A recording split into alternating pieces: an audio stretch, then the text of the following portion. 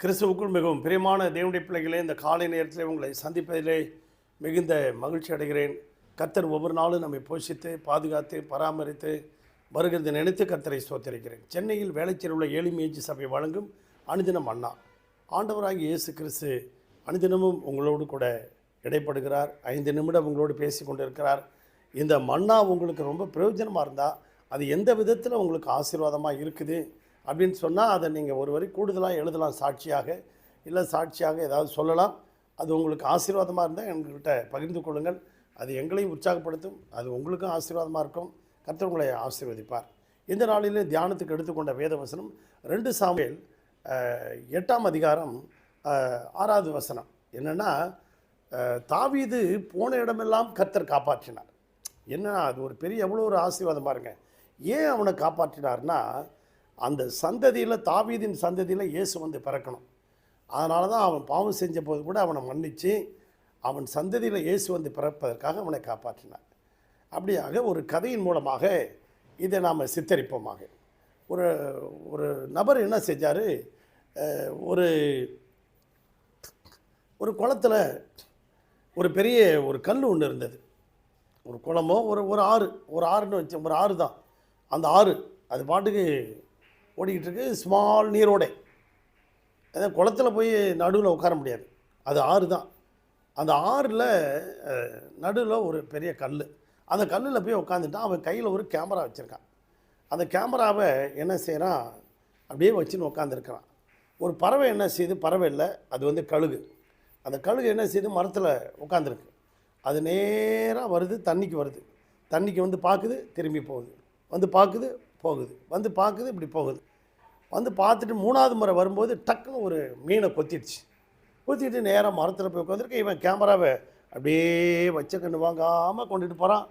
இதை ஒருத்தன் ஃபாரினர் வந்து பின்னாடி கரையில் நின்றுக்கிட்டு படம் பிடிச்சிக்கிட்டு இருக்கான். இப்போ என்னடா அவன் நடுவில் இப்படி பார்த்துக்கிட்டு இருக்கானேன்னு சொல்லி இவன் இப்படி கேமரா வச்சுன்னு உட்காந்துருக்கிறத அவன் பின்னாடி இருந்துன்னு ஒரு கேமராவில் பார்க்குறான்.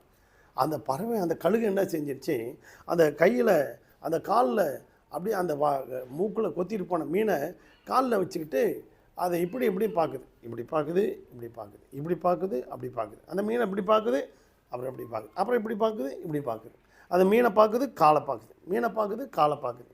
இப்படியே பார்த்துக்கிட்டு இருந்த நேரத்தில் திடீர்னு அந்த கழுகு என்ன செஞ்சிச்சு, ஆனால் மீனை கொண்டாந்து அந்த பிடிச்ச இடத்துல விட்டுருச்சு.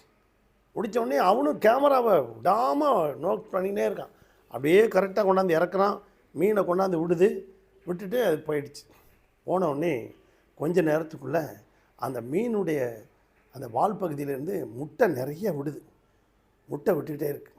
அப்போ அந்த கழுகு சொன்னிச்சான், நான் மீனை தான் சாப்பிடுவேன், ஆனால் அதனுடைய சந்ததி இருக்கிற மீனை நான் சாப்பிட மாட்டேன், அதனுடைய சந்ததியை நான் சாப்பிட மாட்டேன். அதை மேலையும் கீழையும் பார்த்தேன், அது துடிக்கிற துடியை பார்த்தேன், அது பிரசவ வழியில் துடிக்கிறத பார்த்தேன். அதெல்லாம் ஆஹா, இதை நம்ம சாப்பிடக்கூடாதுன்னு கொண்டு போய் விட்டுட்டேன். அந்த சந்ததியை காப்பாற்றினது போல் ஆண்டவராகி இயேசு கிறிஸ்து தாவீதை காப்பாற்றினார்.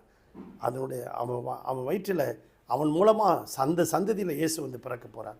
அப்படியாக யாத்திராகமத்தின் புத்தகம் 2ஆம் அதிகாரம் 17வது வசனத்தில் பார்க்கும்போது அங்கே அரசன் வந்து எல்லா 2 வயதுக்குட்பட்ட ஆண் பிள்ளைகளெல்லாம் கொன்று போடுங்கிறான்.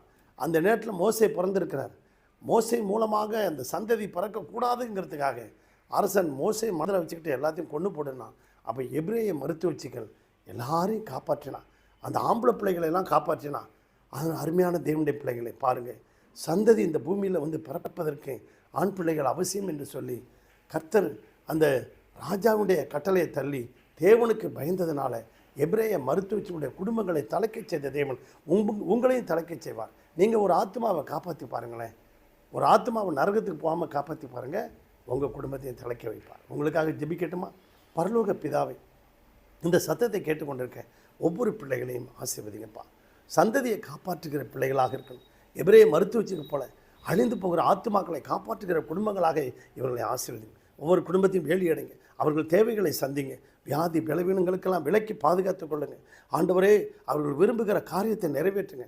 நல்ல ஒரு சந்தோஷம் சமாதானத்தை தந்து கர்த்தர் நடத்த முடியாது ஜெபிக்கும். ஒவ்வொரு குடும்பத்தையும் வேலி எடுத்து பாதுகாத்து கொள்ளும். இயேசுவின் நாமத்தில் பிதாவே, ஆமென். God bless you.